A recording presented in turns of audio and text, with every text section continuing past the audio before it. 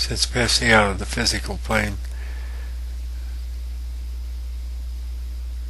I have discovered a lot of new things about the nature of the soul, the self, and the physical. Because in essence, that's exactly what it is that we are referring to when we speak about the soul or the self. We're talking about the influence of mind over body, or mind over matter, or mind with matter. There's probably a number of perspectives that we can refer to here when we think about the influences of mind in the particular plane, or the physical plane. Because in essence, that's what we're speaking of when we're talking about how mind and emotions affect the physical body as a whole. If you recall that somatics derived from the Greek words somatikos, or soma, somat, body, referring to the whole, mind with body. So, in other words, we're speaking about perception and the sensory experience of the physical body as a whole. So looking at it in a holistic or gestalt sense, we're talking about the influences of mind over body. You see, mind shapes the physical body, gives its structure. Without mind, physical matter would not have structure. This is a new perception that I'm having of some of the things that I was doing when I was here in the physical, is thinking about how mind is a force. It is a structuring, centering source, a doorway between worlds, so to speak. In that sense, it gives a physical framework for itself to be expressed through the framework, the shape, the structure that matter takes.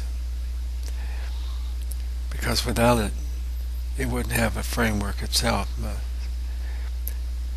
place that I'm seeing mind at, as I'm experiencing it here outside of the physical, is in relationship to where you're at, a vast void and emptiness. Certainly the presence of mind, of self, of being centered, is still here. And the feeling of being unified are a part of it. All other centers is definitely here also. This is something we don't have a greatest sense of in the physical plane, that is of being a part of a global whole. We can only relate to others through language of physical structure or through matter and its many manifestations itself, but here outside the physical, it's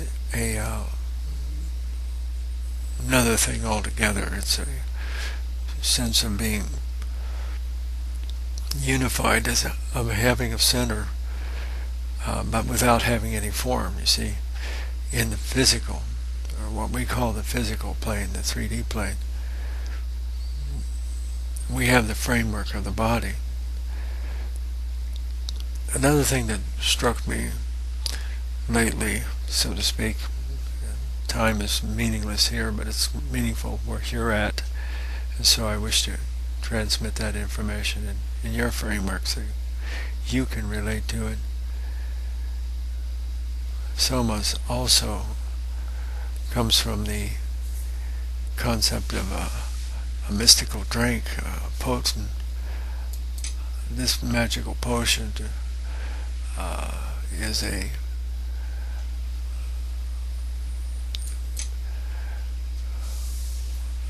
was a drink. Came from the Sanskrit Vahom Avastan. It was Iranian in origin, but Indian. In the Vedic and Persian cultures, it was related to a drink that supposedly gave a person a sense of divinity, of wholeness. Has a religious, spiritual, but it also has a psychic nature to it. So soma, in that sense, is extended to mean a oracle or a source, a center of being, a doorway, if you will, between dimensions.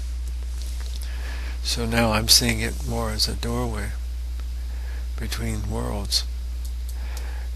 And the doorway between these two worlds that I see here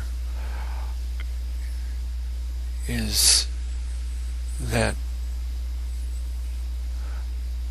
without the particle plane, without the physical body, without the structure, psyche doesn't have a vehicle to express itself through.